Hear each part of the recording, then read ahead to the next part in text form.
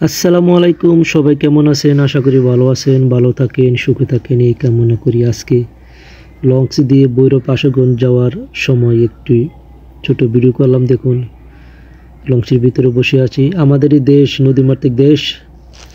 আগের দিন এই নদীর মাধ্যমে কিন্তু যোগাযোগ ব্যবস্থা ছিল বেশি। নদীর পথ দিয়েই এক স্থান থেকে অন্য স্থানে যাতায়াত করত। আর নদীর পাশে দেখুন কি সুন্দর সুন্দর স্টিমার, ট্রলার, জেলেদের নৌকা সহ বিভিন্ন রকমের চিত্র কিন্তু দেখা যাচ্ছে। যে দেখুন, আমি লঞ্চের ভিতরে বসে আছি। লঞ্চের ভিতরে বসে থেকে এই ভিডিওটা করলাম। আর এই দৃশ্যটি কেমন হলো জানাবেন। নদীর ভ্রমণে আলাদা একটা মজা আছে।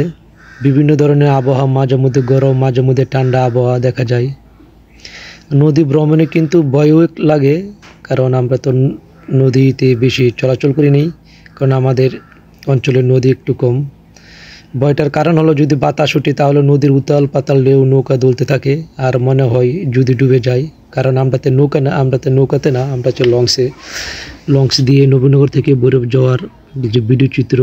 চারিদিকের দৃশ্যগুলো খুবই সুন্দর, মনোরম, হালকা হালকা ঠান্ডা আবহাওয়া, খুব সুন্দর লাগতেছে। দেখুন, আমরা কেবিনে বসে রয়েছি। প্যাসেঞ্জার ছিল একদম কম। নদীর ভ্রমণের মজাটাই অন্যরকম। ওই যে দেখুন, সুন্দর সুন্দর দূরের থেকে দেখা যাচ্ছে ট্রলার, স্টিমার, জাহাজ। কারণ এটা হচ্ছে মেঘনা নদী, বিশাল বড় নদী। এখন লঞ্চের সামনে এসেছি।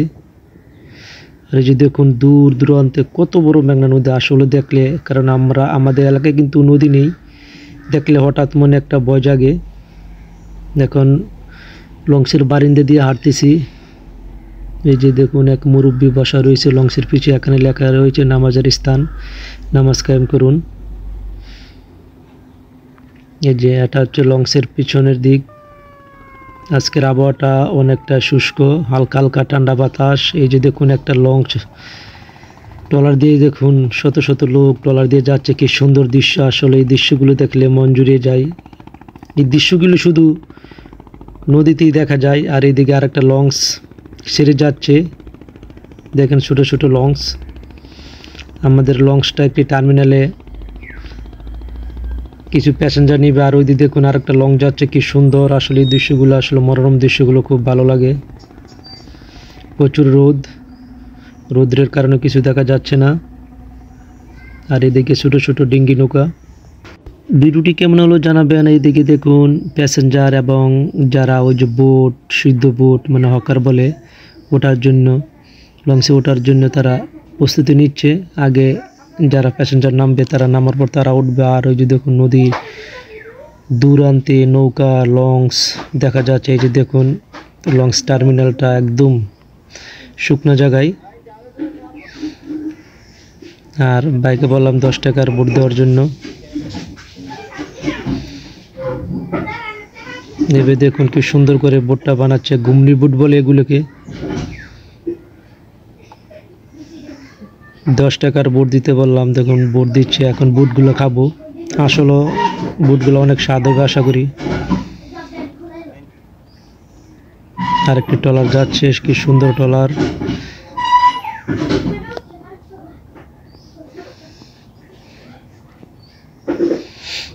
যে বোটগুলোকে মিক্স করে নিচ্ছি।